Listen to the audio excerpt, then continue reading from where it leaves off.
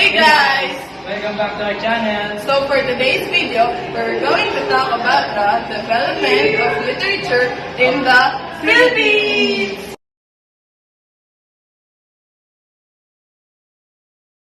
Pre-colonial! Pre-colonial period, the first period of the Philippine literary history.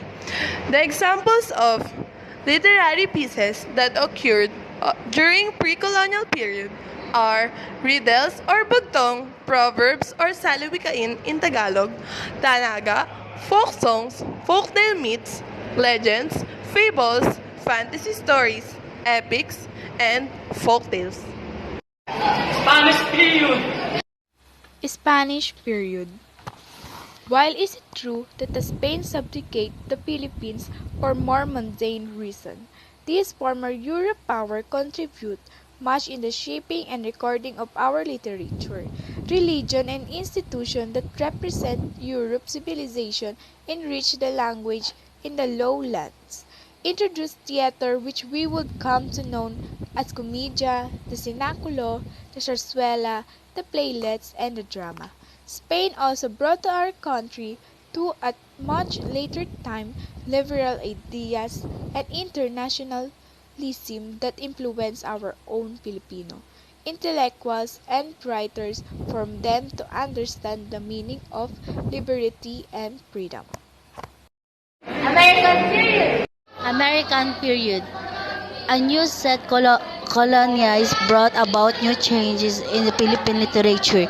New literature forms such as free verse, if poetry, in a border short story and the critical essay were introduced. American influence was deeply enhanced by the firm establishment of English as the medium instruction of all school and the literary modernism, and highlighted the writer individuality and cultivate the consciousness of crime, something at the expense of social consciousness. Japanese period. Japanese period. Between 1941 to 1945, Philippine literature was interrupted in its development when we were again conquered by another foreign country, Japan. During this time, there was no freedom of speech and of the press. Martial law period.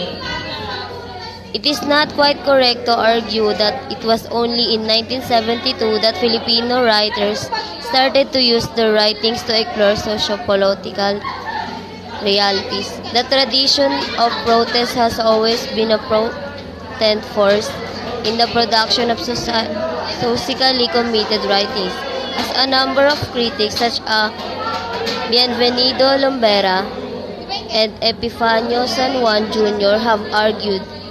The 1970s, for example, witnessed the proliferations of poems, short stories, and Post-martial law period. 1986 EDSA Revolution, writing under the martial law regime, was characterized by militancy and belligerence. Even when it showed up in the legal press, especially after the assassination of Ninoy Aquino in 1983, the temper of poetry and theater derived much of its heat and direction from the political culture of the underground National Democratic Movement. However, when the enemy were overthrown in 1986, the literary activity showed a certain disorientation, manifesting itself in a proliferation of concern taken up by individual writers and groups. Contemporary period. Contemporary period. The flowering of the Philippine literature in the various languages continue, especially with the appearance of new publications after the martial years and the resurgence of committed literature in the 1960s and the 1970s. Filipino writers continue to write poetry, short stories, novellas, novels, and essays, whether these are socially committed, gender or ethnic related, or are personal in intention or not. Of course, the Filipino writer has become more conscious of his art with the proliferation of writers' workshops here and abroad and the bulk of literature available to him via the mass media including the internet.